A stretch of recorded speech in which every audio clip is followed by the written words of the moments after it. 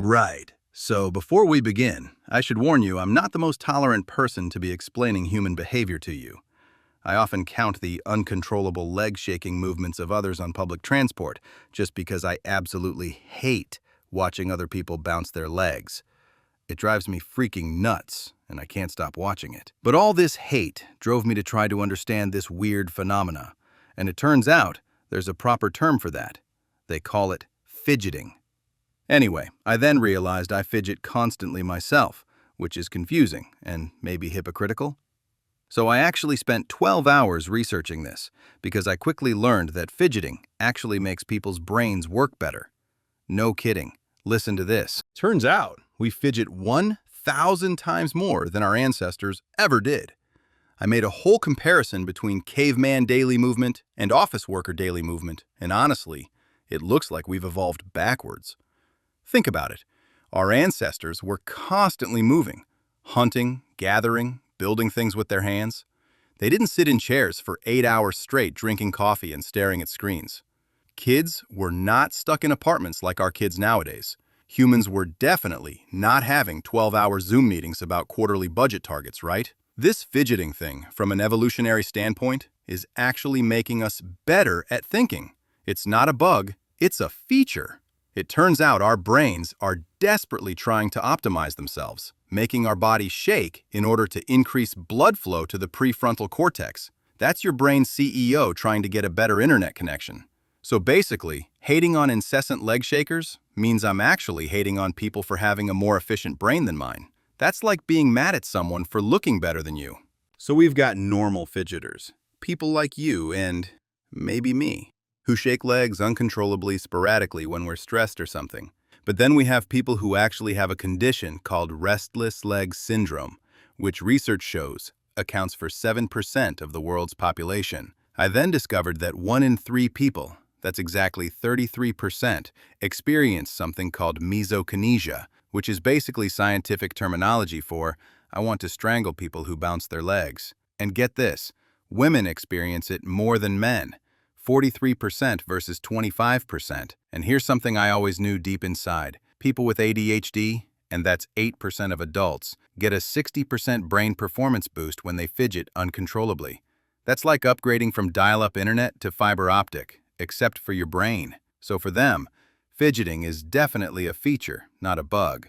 And here's a goodie too about our ADHD friends. They are 3.18 times, that's over 3 times for all math wizards out there, more likely to have restless leg syndrome. Plus, between 20 and 33% of adults with ADHD must constantly move their legs just to think properly. Try stopping them to see what happens. So we evolved to a point where our brains have all these circuits, okay? Like a lot of circuits or connections, like hundreds of thousands of neurons trying to manage information from hundreds of millions other neurons. And while our ancestors' brains basically had the same wiring as ours now, they were still fidgeters who were constantly on the move, always stimulated physically, pumping blood into that neocortex. Us, modern humans, created this bizarre modern world where we demand maximum brain performance while sitting motionless, like very caffeinated statues. It's like trying to performance test a sports car while parked. Here's a common example. Surely you have experienced the feeling of going for a walk if you're stuck on a problem, just to be magically unstuck when you get back to it. The brain apparently just works better if you move.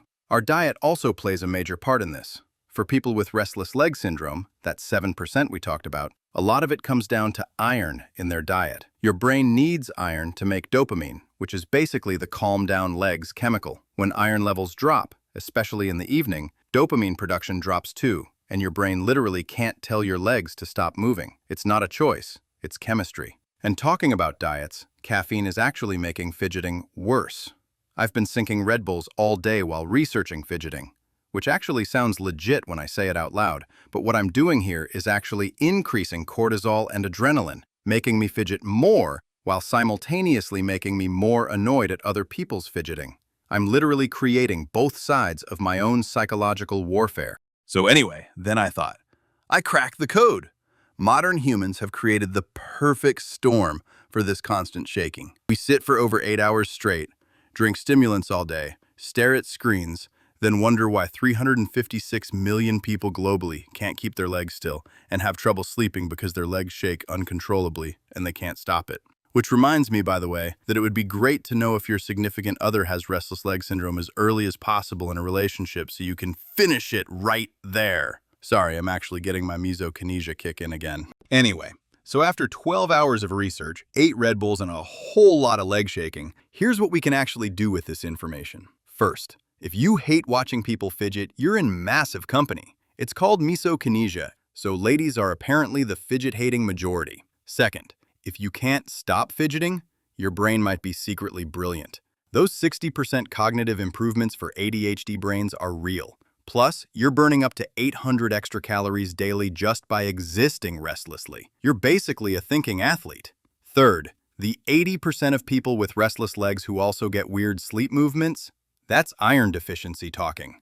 Get your iron checked, especially if your legs go mental every evening like they're auditioning for Riverdance.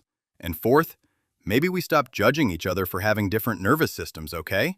Some brains need movement. Some brains need stillness. Some brains, like mine, apparently need to make spreadsheets about everything to feel like I'm working on something. So there you have it. Why we fidget 1,000 times more than our ancestors.